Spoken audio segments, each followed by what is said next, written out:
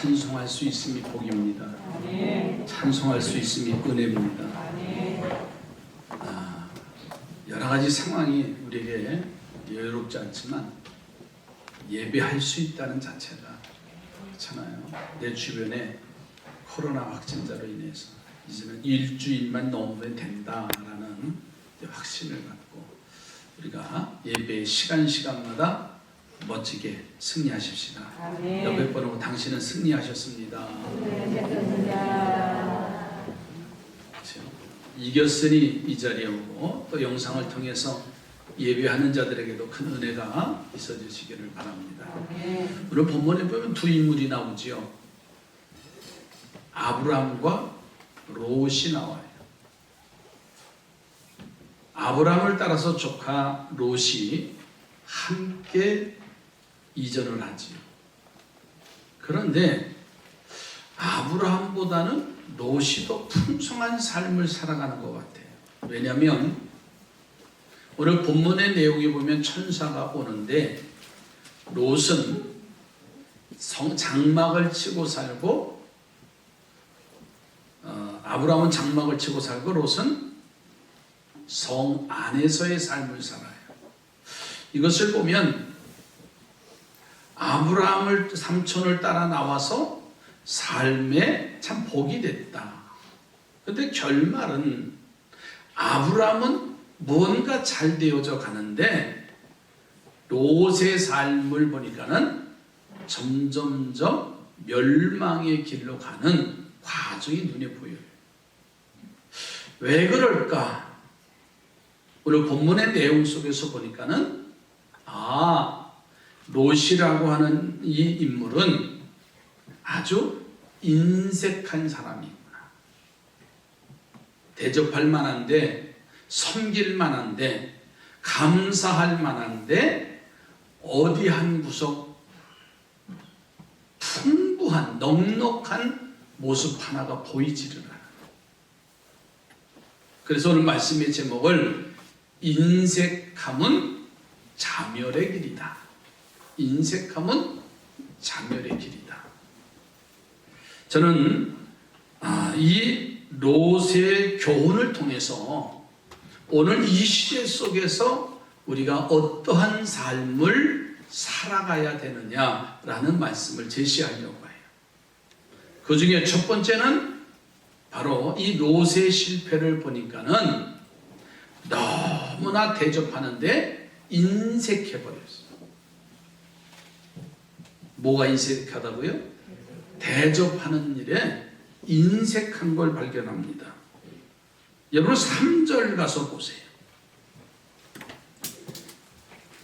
롯이 간청하매 그제서야 돌이켜 그 집으로 들어오는지라 롯이 그들을 위하여 식탁을 베풀고 무교병을 구우니 그들이 먹으니라. 아멘. 자, 롯이 어느 날 성문에 앉았다가 천사들이 지나가는 것을 보고 자기 집에 초대를 해요.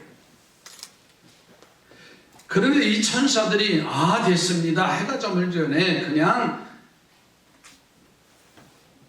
집 처마 밑에서 이 추위만 좀 떨며 이겨가면 되겠다라고 사양을 해요. 그런데 극구 내 집에 들어와서 그리고 하룻밤 유하고 가시라 간청을 한 거예요. 그래서 이 두 천사가 마지못해서 그 집에 이제 들어가요.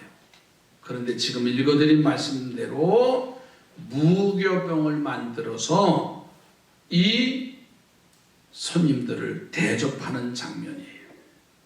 그런데 바로 그 앞전에 아브라함의 집에서 점심을 대접을 받아요.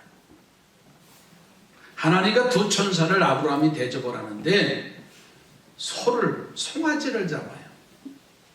그리고 빵을 굽는데 한 말 반의 고운 가루로 빵을 만들어서 이 천사를 대접하는 거예요.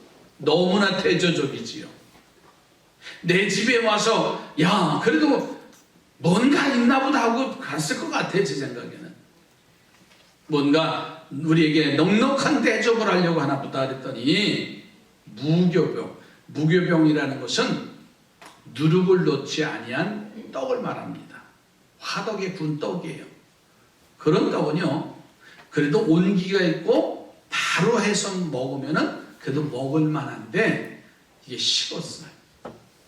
그러니까 딱딱하고요, 질겨요.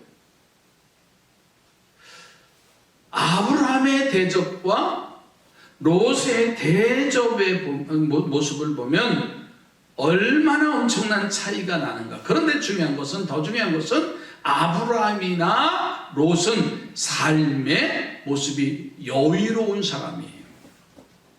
그런데 아브라함은 장막 생활을 하고 롯은 성 생활을 하다 보니까는 아브라함보다는 롯이 더 삶의 여유는 있었을 겁니다. 그런데 아브라함은 넘치게 대접을 하는데 롯은 그렇지 아니했다 그랬지요. 누룩을 넣지 않고 만든 억센 떡 하나만 대접하는 모습입니다. 거기다가요, 천사들이 자기 집에 와서 먹을 것을 대접해달라고 요청한 것도 아니라 롯 스스로가 내 집에 와서 저 하룻밤 유하고 가시라고 간청을 했어요. 자, 그런데 결과는요, 대접은 했는데 아브라함의 모습과 롯의 모습은 전혀 다른 결과를 나와요. 그 인색함 때문에 롯은요, 하루아침에 거짓 인세가 됩니다. 자, 오늘 본문에 갈까요? 7절, 고린도후서 9장의 7절 8절에 사도 바울이 인색함 바로 표현을 하고 있습니다. 각각 그 마음에 정한 대로 할 것이요 인색함으로나 억지로 하지 말지니 하나님은 즐겨내는 자를 사랑하시느니라. 하나님이 능히 모든 은혜를 너희에게 넘치게 하시나니 이는 너희로 모든 일에 항상 모든 것이 넉넉하여 모든 착한 일을 넘치게 하게 하려 하심이라. 아멘. 자, 하나님은요, 인색한 사람에게는 인색하게 하신다는 거예요. 한없이 인색하게 하시고요, 넉넉하게 하는 사람은 언제나 넉넉하게 하시는 하나님이라는 거예요. 그러므로 우리는 하나님의 성품을 따라서 하나님께 인색함이 아닌 넉넉함을 보여드리는 성도들이 되기를 주의 이름으로 축복합니다. 우리 옆에 분은 축복하십시오. 넉넉하게 사시기 바랍니다. 그럼 우리는 이래야죠. 내가 있어야 하지요. 그렇잖아요. 내가 베풀 게 있어야 넉넉하게 하지요 라고 말할 수 있어요. 많이 가져서 넉넉함을 베푸는 게 아니에요. 작은 거, 콩 한 조각이라도 나눌 수 있음이 넉넉함이에요. 근데 우리는 자꾸만 내가 물질이 있고 내가 가진 것이 있고 내가 쌓아놓은 곳이 있어야 베풀 수 있다고 하는 그런 생각을 갖는데 아닙니다. 롯은 아브람보다 더 부한 삶을 살았을 겁니다. 한번 볼까요? 예수님께서 베다니의 한 집에 거하시는 한 여자가 귀한 향유 옥합을 들고 와서 예수님 앞에 이제 부어드려요. 근데 마침 가룟 유다가 그 모습을 보면서 핀잔을 줍니다. 왜 이렇게 귀한 것을 허비하느냐고 책망까지 해요. 차라리 그것을 팔아서 가난한 사람들에게 나눠주면 300데나리온의 값으로 300명을 나눠서 구제하고 그리고 베풀 수 있는데 왜 이렇게 허비하냐라고 가룟 유다가 말합니다. 여러분, 예수님 주님을 위해서 쓰는 것은 허비 아니고 가난한 사람을 위해서 쓰는 것은 허비하는 것이 아니라고 하는 이 가룟 유다의 생각이 얼마나 재밌어요. 잘 생각하셔야 돼요. 왜냐하면 이 사건을 기록한 사도 요한은요, 저는 가난한 사람을 생각함이 아니라고 적어놨어요. 요한복음 12장 6절에 그렇게 기록되어 있습니다.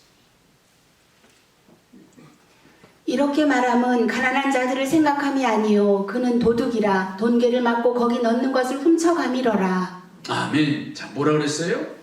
내가 의로워서 왜 낭비하고 허비하느냐? 가난한 사람들을 나눠주면 되지 않느냐? 라고 하는데, 가룟 유다의 마음은 그 가난한 자들과 함께하는 마음이 아니라는 거예요.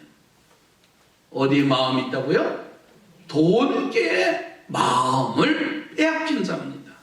그런데 예수님은 일평생 가난하게 사셨고 어려운 사람들에게 사랑을 베푸신 분인데도 이 여인이 옥합을 깨뜨린 허비하는 것과 같은 행동에는요, 칭찬하셨다는 것은요, 깊은 영적인 의미를 우리에게 주어지고 있습니다.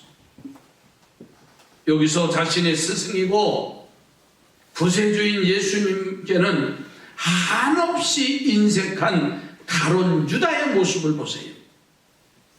우리 주님께서 그렇게 인색하니까는 결국은 자기가 욕심내었던 은 30냥을 한 푼도 써지 못하고 다 잃어버리잖아요.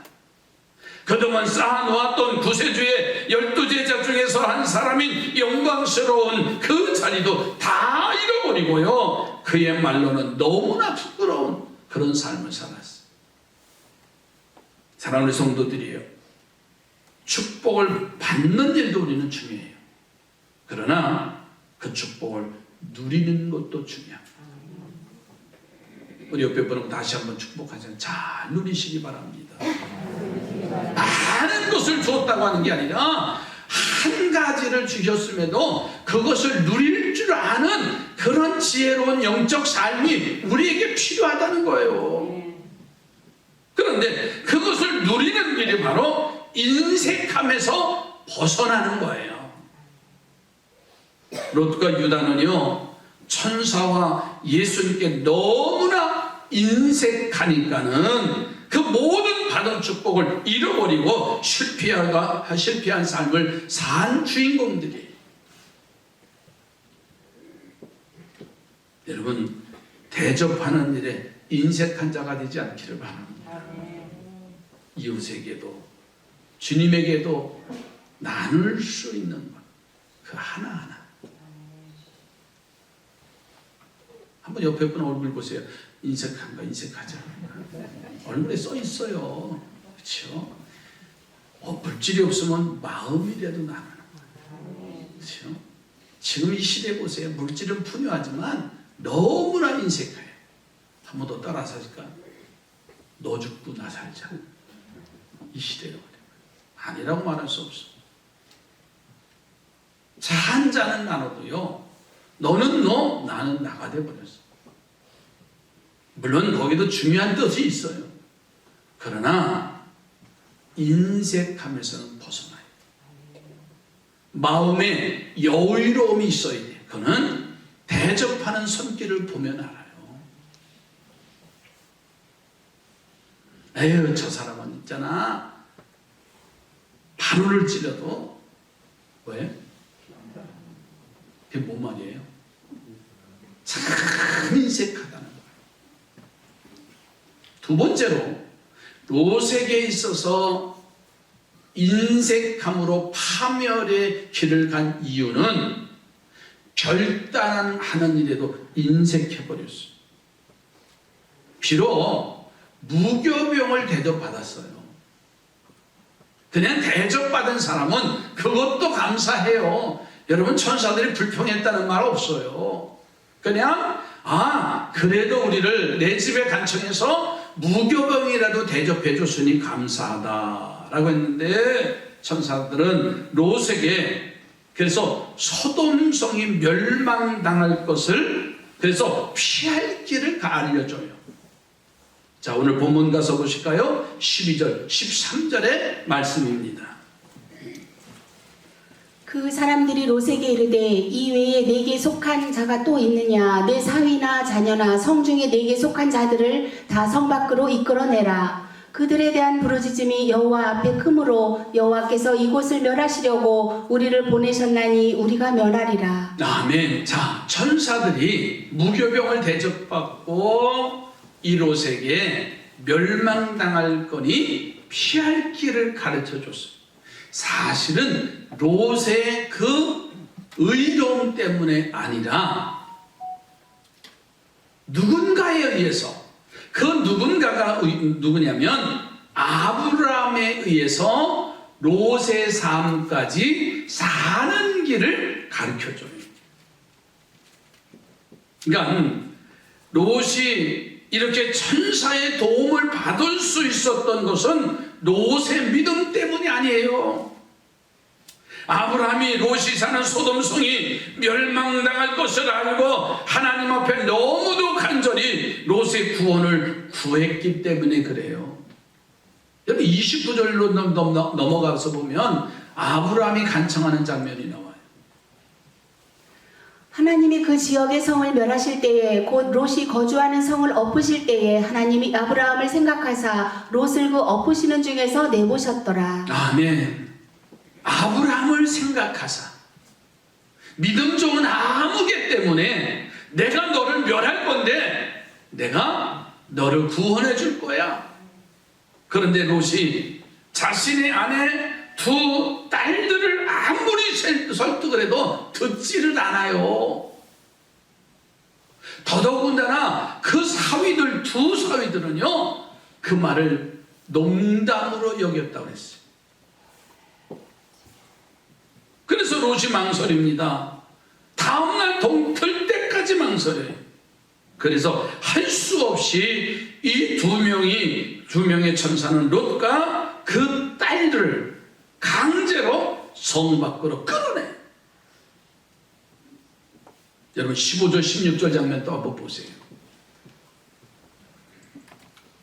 동틀 때에 천사가 롯을 재촉하여 이르되 일어나 여기 있는 내 아내와 두 딸을 이끌어내라. 이 성의 죄악 중에 함께 멸망할까 하노라.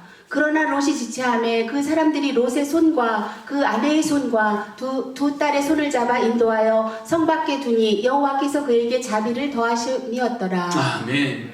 이제 우리는 2년 동안 집안에 있는 사람들을 어떻게 해야 돼? 끌어내야 돼. 여러 가지 상황이 있어도 예배해야 돼, 믿음의 생활로 바로 가야 돼 하고 안진뱅이 같은 사람들을 끌어내야 되는데 뭐라고 말한다고요? 여기가 좋아. 무슨 심판이야. 멸망당할 일이 없어. 이렇게 좋은 시설 속에 바로 그런 모습과 같지 않을까요? 그런데요, 아니다. 우리 살 길을, 그래서 그 딸들을 끄집어내요. 여러분, 결단할 때를 바로 알아야, 결단하는 일은 내 인생에 너무나 중요한 일이기 때문에 그래요. 롯을 보세요. 자기 자신의 생사가 달린 중요한 일을 앞두고 있잖아요. 그런데 여기서 결단이 늦어지면 어떻게 돼요? 자신과 가족은 모두가 다 죽게 되어진다는 거지. 이때 망설인다는 것이 얼마나 어리석느냐. 그런데 롯은 대접하는 일에만 인색한 게 아니에요. 그 영향 때문에 결단하는 일도요 인색했어요. 다행히 누구 때문에? 아브라함 때문에 살아요. 아브라함은 기도의 사람이에요. 아브라함은 믿음의 사람이에요. 그래서 아브라함 때문에 살아요. 여러분, 천사들이 그를 성 밖으로 끌어내기까지, 그래서 구사일생으로 구원을 얻습니다. 우리 사랑하는 성도들이요, 모두 롯의 교훈을 보면서 절대로 결단하는 일에 인색하지 않기를 주의 이름으로 축복합니다. 내일이 있다라고 생각하지 마세요. 내일 일은 내일 염려할 것이라고. 오늘 지금 이 시간 결단할 때 매일매일 결단하는 일에 인색해서는 안 돼요. 여러분, 성경 속에 위대한 결단을 하고 축복받은 인물들이 얼마나 많은 줄 아세요? 뭐 대표적으로 창세기 12장에 우리가 아는 대로 아브라함이잖아요. 아브라함을 부르셔서 그 고향을 떠나라는 거예요. 너의 삶의 도전을 떠나라는 거예요. 그런데 갈 바는 알지 못했다고 했어. 하지만 아브라함은요, 하나님의 말씀을 의지하고 본토, 친척, 아비 집을 놓고 떠날 때 복이 되어졌어요. 또 나중에는 자식을 주시겠다고 약속을 했는데 눈에 보이지 아니하니까는 그의 아내의 몸종 하가를 통해서 이스마엘을 낳아요. 그런데 하나님께서 아브라함에게 찾아오셔서 너 이스마엘과 하가를 내어보내라고 했어. 좋은 집을 지어서 좋은 재산을, 많은 재산을 주어서 보내는 게 아니라 광야로 내보내요. 사람이라면 어떻게 그렇게 할 수 있어요? 그러나 하나님의 음성을 듣고 아브라함은 이스마엘과 하가를 내보내는 결단을 내려요. 여러분, 결단하는데 인색해서는 안 됩니다. 에스더의 이야기를 우리는 알지요. 에스더서에 그가 왕후의 자리에 있지만 왕 앞에 함부로 나가는 게 아니에요. 왕의 부름이 있을 때만이 그의 왕후의 몸으로 앞에 왕에게 나가는 행위입니다. 그런데 지금 이스라엘에 사느냐 죽느냐라고 하는 풍전등화에 놓여 있습니다. 그때 에스더가 죽으면 죽으리라. 이때가 아니면 이 민족을 살릴 길이 없는 거예요. 죽음을 각오하고 왕 앞에 나갔을 때 그 일을 해결하게 하신 분이시죠. 여러분, 위대한 결단은요, 그 결과와 그 열매가 너무나 크고 중요하기 때문에 그래요. 그래서 우리 모두가 롯처럼 결단에 인색한 성도가 되지 않기를 바랍니다. 에스더와 아브라함처럼 용기 있게 바른 결단을 내리는 지혜로운 성도들이 되기를 주의 이름으로 축복합니다. 옆에 보고 결단하는 일에 인색하지 마세요. 결단하는 일에 인색하지 마세요. 할까 말까, 갈까 말까, 그렇잖아요. 옛날에 코미디에 갈까 말까 뭐 그런 거 기억나시죠? 어리석어요. 믿음의 사람들은 주님의 주시는 말씀을 붙잡고 결단하는 거예요. 그럼 누가 해결하셔요? 하나님이 해결하시는 거예요. 인간은요, 해결할 방법이 없어요. 바이러스 하나 보이지 않는 바이러스 하나도 해결할 길이 없어요. 주님이 해결하셔요. 세 번째로, 롯의 이제 그의 모습을 보니까는 감사하는 일에도 인색해버렸어요. 롯은 소돔성에서 유일하게 구원받은 가정이에요. 그 많은 사람 중에서 그의 아내는 뭐가 되겠다고요? 소금 기둥이 됐어요. 뒤를 돌아보면서 따라갑시다. 아깝다. 다 아까운 거예요. 그거 놓고 나오려니 얼마나. 여러분, 지금 내 집에 불이 났는데 그나마 그 있는 것, 소중한 것, 그 불구덩이에 뛰어들어가서 가져 나오려고 하는 사람이 얼마나 그 용기가 있겠어. 아쉬움은 말할 수 없고요. 지금 내 집에 금고에 1억이 있는데 불이 났어. 가지러 가셔야 돼, 안 가셔야 돼? 내가 말을 너무나 잘못했네. 불 났다고 그랬으니 죽을 것 같다고 그랬니 안 들어갔지요. 여러분, 상황이 되면 안 가지러 들어갈 사람, 이렇게 얘기해. 내 자식이 거기 누워있어. 그 불구덩이 들어갈래, 안 들어갈래? 그렇죠? 대답은 그런 거예요. 쉬운 말이 아니에요. 롯이 그의 아내가 소금 기둥이 될 정도로 세상에 너무나 집착한 거예요. 뒤를 돌아보지 말고 앞만 보고 나아가라고 했는데도요, 끌려가면서도요 그 세상 것 보는 거예요. 그러니 소금 기둥이 되어버렸어요. 그리고 2달만 구원을 받아요. 여러분, 그 유황불 속에, 불구덩이 속에서 건짐을 받았으니 얼마나 감사해요. 생명 연장을 받았잖아요. 그러면 그는 그 구원에 평생 감사하고 평생 감격하며 살아야 될 줄로 믿습니다. 그런데 아쉽게도 그 하나님의 놀라운 구원에 감사할 줄 몰랐어요. 마치 물에 빠진 사람 건져내 놓으니까는 그 사람 평생 잊지 말고 감사해야 되잖아요. 그런데 다 잊어버려요. 잃어버린 재산, 죽은 아내에 대한 슬픔만 가득 가지고 사는 거예요. 그래서 그만 정신질환에 걸리는 거예요. 요즘 말로 노이로제가 걸려요. 아니, 트라우마가 생겨버렸어. 그가 수할 땅에서 사는데 내가 따는 이 성도 불로 멸망당하면 어떻게 할까? 두려움에 사로잡혀요.